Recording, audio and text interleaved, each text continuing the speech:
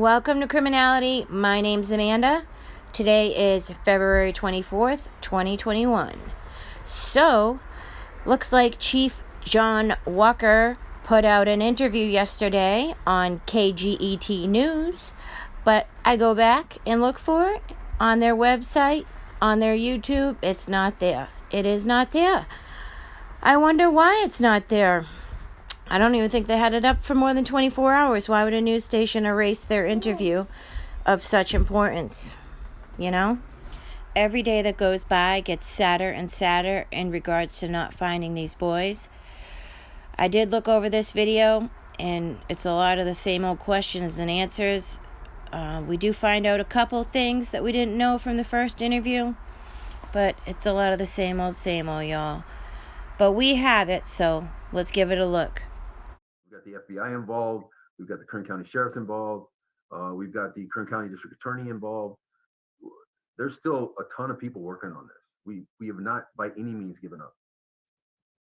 So recently, it was the 2-month anniversary of when the boys went missing, and I know it's been a while. And I've asked you this a few times because every time we speak, it seems like the days get longer and the days turn into months. Is it possible that this case will go cold and that we'll never know what happened to these boys? Of course, it's possible. I mean, anything is possible, but go cold, that would mean that we'd stop looking or we'd stop following up on clues, and that's not going to happen. We will continue to follow up on any clues. We will continue to do the follow up until we know something different. So there's a lot of semantics involved there. Cold case. What does that mean, really? A cold case is never really cold. It's just not being actively investigated. I've got 8 cold cases here at California City as we speak, and they're all being investigated on a daily basis. So, that's a TV term, I think. Okay. I know the city is voting tonight, or they're deciding in the city council meeting to renew the reward money for anyone who can find the boys. And I know they're planning to do that consistently. They're trying to keep that money for any missing persons case. Even if we find Correct. Orrin and Orson West, they might Yes. extend that money to other missing persons cases as well. Mhm. So it seems, that the city and that you are still, actively trying to pursue missing persons cases, even the ones that there's currently 8 cold case, or not cold cases, but previous missing persons cases still. No, that's not true. We've only got 2 active missing persons as we speak. We've got 8 um 8 cases that we're still investigating. 6 of those are homicides and 2 of them are missing. Now, those are all adult cases. Okay. So again, a missing adult doesn't necessarily mean there was foul play. Could there possibly be? Sure. But adults are adults and they're free to go wherever they want to go. And they're not necessarily have to tell anybody where they're going. So someone reports a missing. Okay, we've got an open missing person investigation that goes into our missing persons system. And if anybody nationwide comes in contact with that person, then that will immediately pop up on the database. So are you starting to think that this case is part of something larger, something like human trafficking, or I know a lot of people ask me about that. I can't rule that out. I can't rule anything out. Of course, it's possible. Anything, until we know different, everything is still in play. I had to stop for a minute. I thought I was watching his first interview. It almost looks and sounds like exactly the same thing. So, we need specific facts to prove otherwise. And but just so you guys are considering all of these viable options. Absolutely. And how certain are you that the boys are not in the Aspen Avenue house? I know when you first did the interview, when you first spoke with us outside that house, that I think it was December 23rd, you told us, the canines smelled the scent of the boys inside the house. They didn't smell it leaving the house. It seems like that would imply that they're still there. And how certain are you that they're not? Excuse me I have to smile on that. Like, I am 110% certain those boys are not in that house. I've been in there numerous times. We've searched every possible place in that house. I know people believe that there's secret rooms and there's a basement and there's false walls. And we've searched every possible nook and cranny in that house multiple times. And I am absolutely certain we've searched the backyard multiple times. We've searched underground the backyard with different technology multiple times with nothing. The dogs aren't always 100% accurate. We've had the dogs in the house. That night they alerted inside the house, but they didn't alert outside. Doesn't mean anything. We use those as tools that maybe will point us one way or the other. Just like people keep asking about polygraph. Polygraph is not it's not admissible in court. Is it a tool? Sure. Can I believe at some point that maybe that you are being deceptive by the results of the test? Sure, but it's only a tool. It's only a tool to help us go in a certain direction. But right now, we don't have any of that, unfortunately. So, did the adoptive parents take a polygraph test in the beginning? I can't comment on that. Of course not. Don't tell us anything we really want to know about. No, don't tell us. Is it possible that the boys wandered into the desert that night? I know you suspect foul play, but is that also something you're considering? If I had to bet my house on it, I would say no, because we searched thoroughly that night. We brought in airship with infrared, no hits. Again, we searched that whole desert a week later within a 5 square mile perimeter around the house. We found nothing. It doesn't mean they're not there, but I am super confident that, I know little kids are really fast, but I know they have no stamina. So they might take off like a shot, but they're only good for 20 or 30 yards in my experience. But not saying that can happen, but I am super confident they're not somewhere around. I truly believe they just didn't wander off in the desert that night and we haven't found them. It was also a very cold night. I believe it was. I remember that It was day so I cold. checked. It was about It was so 30 cold. degrees Fahrenheit. Right. And Again, would slow them down. could you explain that infrared technology you just mentioned? What was So, this is one of the few new things he gives us as far as info goes about the boys. used? Yeah, we basically had a helicopter with what they call the FLIR. A FLIR will detect body heat. Um, it's pretty sophisticated. I did have the opportunity in my previous career, law enforcement career, that I got to actually work in a airship, and it's basically like a scope that'll go over any territory, any land, and it'll pick up anything that's got body heat.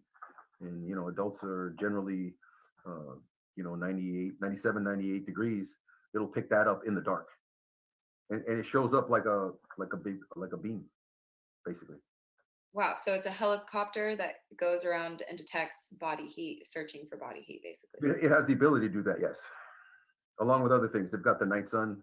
That's the big, they call that the night sun, the big light, the big search light.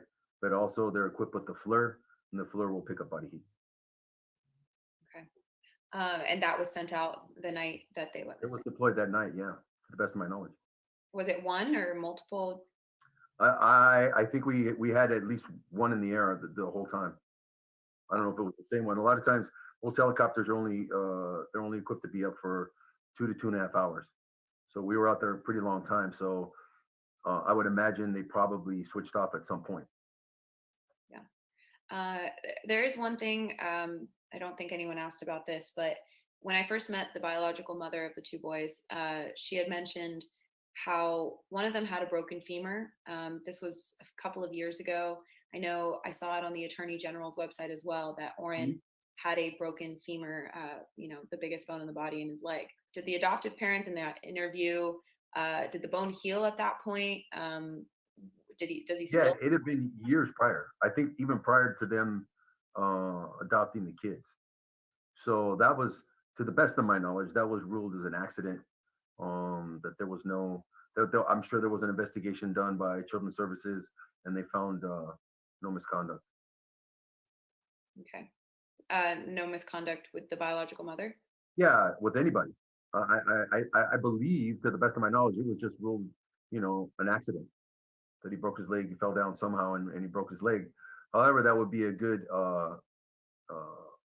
way to identify. That's a good identifier. What is the surgery or the? No, if we located a child that had a broken femur that was consistent with the injury that was sustained by the children, another way to ID The situation, because it's no, it has nothing to do with their disappearance. No, not that I know. Okay, but I'm saying it's already healed at this point, so it's not Yeah, relevant to this. yeah, it was a prior injury. Is it possible that they're with extended family members right now? And have you done anything to pursue that possibility? Question extended family members. Anything's possible, and we've questioned everyone around them. Again, like I say, we start with the immediate family and work our way out. So we've done our best to question anybody and everybody we think could possibly be related. Mm-hmm. But I don't know how big. It's a pretty big family. So if someone had them, I guess that would be great if they're healthy and they're alive and we can find them. That would be awesome. So again, our best case scenario is we find them healthy and we find them alive. Did they actually go in the extended family's homes and search, or did they just take them at their word? And I remember that, again, referring to that first interview with you, you had said how none of the neighbors in that area had seen the boys. I think I amended that though, because we did have some neighbors that said they never had even seen kids. Now, remember, they had only been there for 3 months, September to December, when it occurred. We did find some neighbors that said they had never seen the kids. However, we did find neighbors who did confirm they had seen kids there on the property. So that was later on. You yeah, the neighbors. That was actually shortly after. That's why I've tried to amend that multiple times. Okay. Initially, we couldn't find anybody who had seen the kids, but we did actually find other neighbors who had actually seen kids there. So they had seen. They'd only been there 3 months. COVID, all those things, cold weather, all that can attribute to that. They had a huge backyard with a big fence. So, and here in California City, you've been to the neighborhood. There's large vacant lots between the properties. So yeah. But I have asked you this a few times as well. I know you said the adoptive parents. Is it still true that the adoptive parents are the last people to have seen the kids? According to the information we received that night from them, yes. Yeah. There's been no one else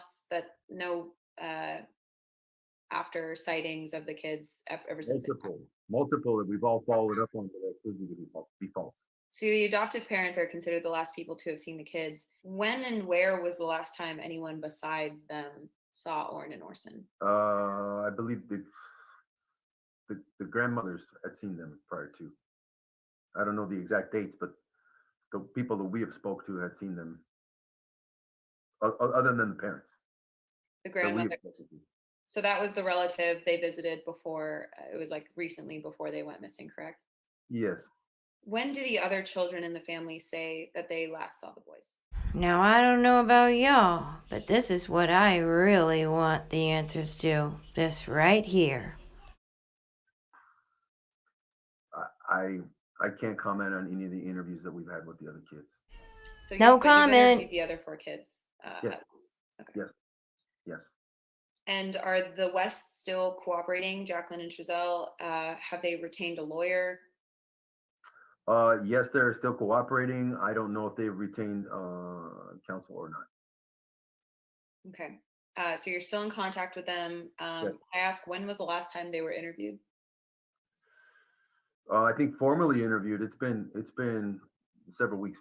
Well, it shouldn't be several weeks. If I were them, I'd be on them like white on rice. That's for sure. Are the members of the birth family cooperating as well? Yes. And have they retained a lawyer? Not to my knowledge. And when was the last time you spoke with them? Or interviewed them? I personally, the last time I spoke with the biological mother, we actually spoke.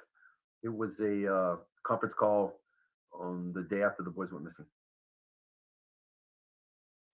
Okay. So it's been quite a while since you last spoke with the biological Since I parent. personally, yes.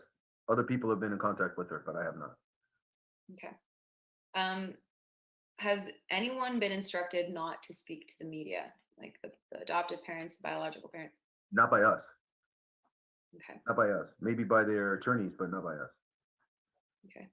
Um, is there video footage of that shows the boys in California City? I know the neighbor across the street had a doorbell camera. I know the neighbor to the left of the house, if you're facing the house to the left, also had a doorbell camera or like surveillance footage of the house. Um, I know police, took that footage and analyzed it. Was there any footage that showed the two boys in? We have hours of footage of that. I can't comment on any of those. No comment. Okay. I called initially a few months ago. I know other people have called since regarding the initial 911 call for the two boys. I Mhm. believe from what I understand, and correct me if I'm wrong, it happened just before 6 p.m., correct? It happened about 5:45 p.m. At 5:45. Well, let me correct that. The initial call for service came in about 5:45. We were on scene. My first officer was on scene within 5 minutes or less. That's the first one. And I think within 10 minutes, I had 4 officers on scene.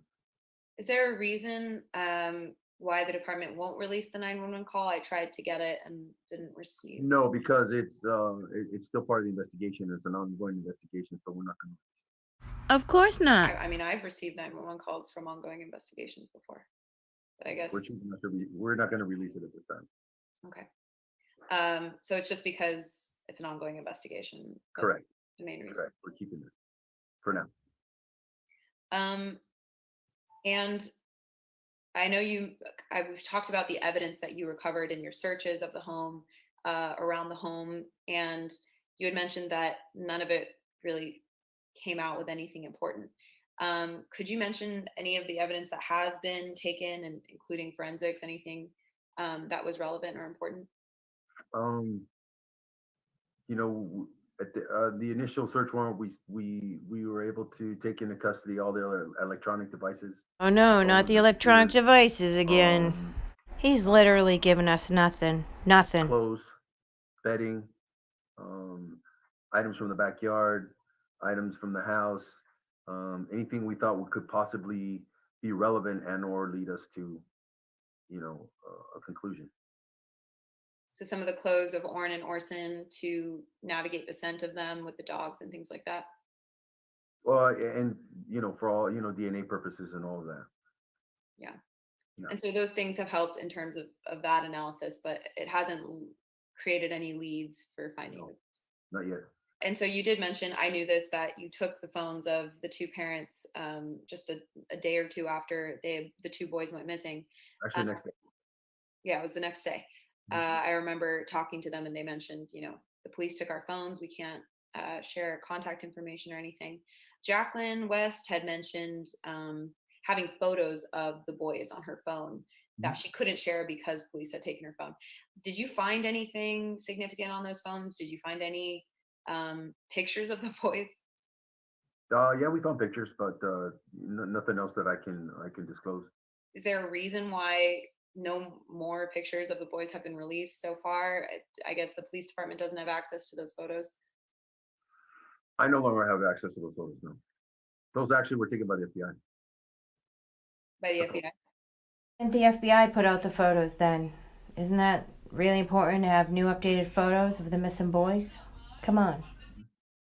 But the parents have since gotten the phones back. I believe they have new phones now.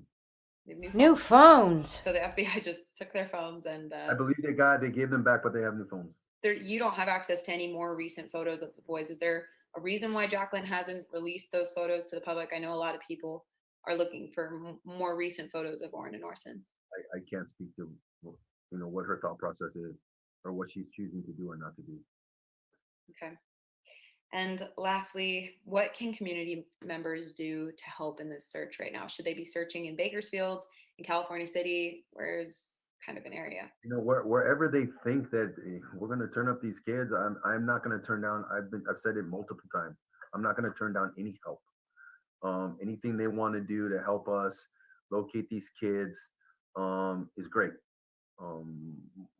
But the majority of the calls that we're getting now are basically to tell us that we're not doing it right, and that takes up a lot of our time to even respond to that. I appreciate of course, I appreciate their interest. I don't want that's why I keep giving these interviews. I don't want people to stop thinking about these kids, and I don't want it to become a dead issue, and we stop looking. But I would like the focus to be on finding the kids. What can you give us that we can tangibly follow up on to find these children? To call us up and criticize, that we're not doing a good job, or we should be talking to someone else, or we should be doing this, or we should be doing that. It's not productive. It's not productive, and it takes time because we try to be respectful and kind to anybody that calls. But just remember, the focus should be on finding the kids, not telling us how to do our job. So that would be my biggest request. Keep your eyes and ears open. If you find anything we can follow up on, please call. Please call. We will follow up, I promise. And we have on each and every one of these tangible leads. But to just call us up and criticize us and ask us why we're not doing our job, that just takes a lot of time, and it's taking away the focus from the kids. Okay. Well, thank you, Chief, for meeting up with me today. Thank you again for having me on. I want to keep the story out there, and I appreciate you guys. Well, we didn't learn that much new things, did we? They're not giving us anything we really want to know.